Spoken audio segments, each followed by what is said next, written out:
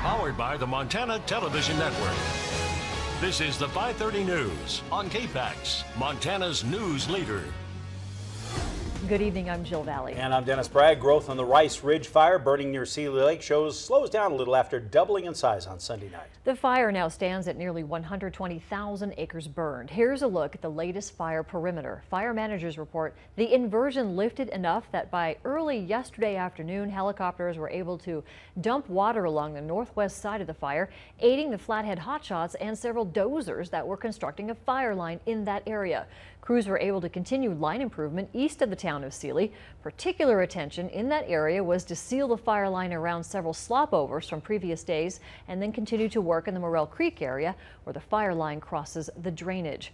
State wildlife officials have also announced that the waters of Seeley Lake are once again open. The lake had been under a temporary emergency closure while aircraft used most of the lake to draw water to fight the Rice Ridge fire. Fire crews may continue to scoop water from portions of the lake, so boaters must be alert for aircraft and stay clear of any fire suppression operations. FWP spokeswoman Vivica Krauser cautions that fire conditions could prompt another closure of the lake, so boaters and others should stay tuned for updates. Some evacuated Seeley Lake residents are returning to their homes after that evacuation order was lifted. Hundreds of homes open again, although they do remain under a warning. The neighborhoods east of Highway 83 are quiet. Some people are staying away from the smoke-filled community still. In spite of the poor air quality, others have made their way back after being gone for more than a week. One resident says he is happy his home did not burn, but says that does not mean it's easy to be in Seeley Lake right now. Lived in my RV next to my shop, but the coming back is the smell of the smoke. Now you walk into your house and it just reeks of smoke. And how are you going to get rid of that? How long is it going to take? You know, how long is the smoke going to last? Hundreds more residents remain under an evacuation order because of the Rice Ridge fire. Meanwhile, some more good news for Ravalli County residents living near the Little Peak fire. The Missoula County Sheriff's Office says the remaining Missoula County evacuation warnings along the Highway 93 corridor have been downgraded. That includes the Maple Ranch, Church, and Carlton polygons. The evacuation warnings on Highway 12 from Bear Creek to Graves Creek and Elk Meadows, though, remain in effect. The Ravalli County Sheriff's Office also lifted evacuation warnings from the north side of the Tie Chute Lane, north to West County Line Road. Those residents no longer under warnings or orders, but the area west of Highway 93 on the south side of Tie Chute to the north side of South Kootenai Creek Road remains in evacuation warning status, and those residents should still be prepared to go if needed. And our smoky skies continue to hang around as high pressure remains locked in place. We could see thunderstorms developing though as we head to the weekend. For the latest on those conditions, let's check in with Aaron Yates. Aaron? Yeah, but first things first, a lot of folks wondering when we are going to see some relief in our air quality department. I hate to say it, but this I think is in it for the long term, what we've got going on. We will see improvement, you know, a few days here and there and with some bigger systems moving in, but man, it's going to stay this way for a while. Hamilton today, our First Security Bank ICAM, until we get those bigger systems that can really scour out our valley locations, it's just going to be more of the same. Now we might get a little help on Friday. It's not going to be a lot of help.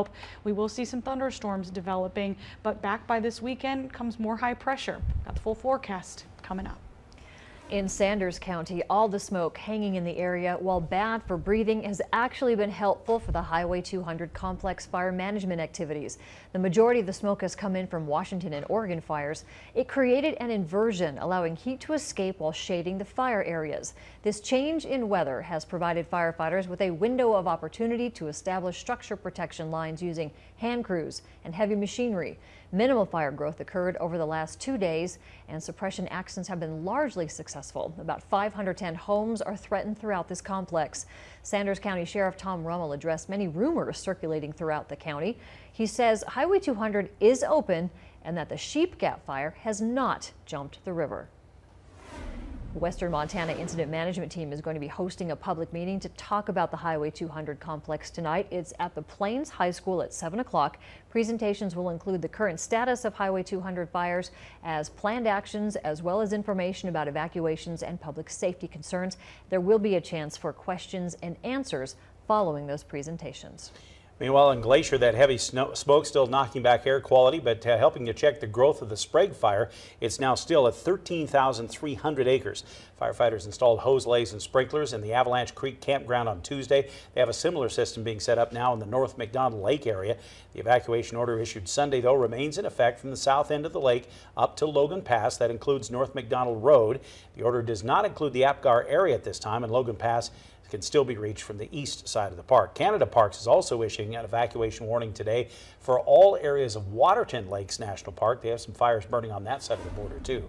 The incident management team in Glacier Park will be hosting a public meeting tonight at 7 at the park headquarters community building there in West Glacier. That meeting will focus on the fire to date and what they're projecting to happen in the coming days.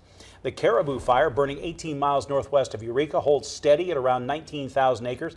Still, though, the #1 priority fire in the country after the West Kootenay region lost 40 structures to the fire last Friday night. Lately, there have been light winds and low-lying smoke, and that creates higher humidity. That's good for the fire, actually. This weather has allowed firefighters to make progress on the containment lines and prepare for future fire growth by building fire lines and putting out spot fires. All residents north of Tule Lake are still under mandatory evacuation. Those south of the lake under pre-evac orders now. Public Information Officer Megan Nemitz says there is a chance the smoke clears out tonight, and that could allow the fire to grow a little bit more. Well, we have high pressure moving into the area, so that's going to most likely move some of the smoke out, but and bring some warmer and also drier temperature through Thursday. But it kind of all depends if that is strong enough to push a lot of this wind out of the way. If it is, we'll definitely see increase in fire activity. The shelter in Eureka is still open and taking donations for those affected by the Caribou fire.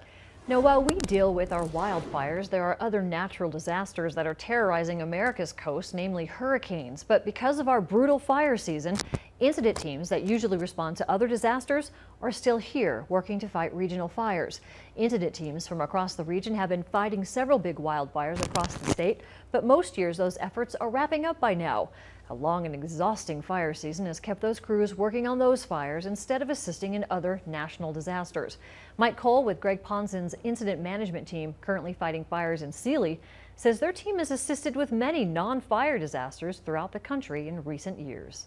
And now you have a hurricane that's landed in Texas and Louisiana and another one that's approaching Florida. Normally we would have resources available to support FEMA in those hurricane efforts. Right now, all of our people are tied up in this part of the country, and you can't leave one to do another one. You got to figure out how to do the whole thing. Greg Ponson's team also worked on the Lolo Peak fire before being reassigned to the Rice Ridge and Liberty fires. Well, still ahead here on MTM, 2 outstanding citizens honored in Missoula for saving lives this year. And UM narrows down the search for its new president to 4 finalists. They'll be visiting the campus later this month. We'll update that search coming up on KPAX.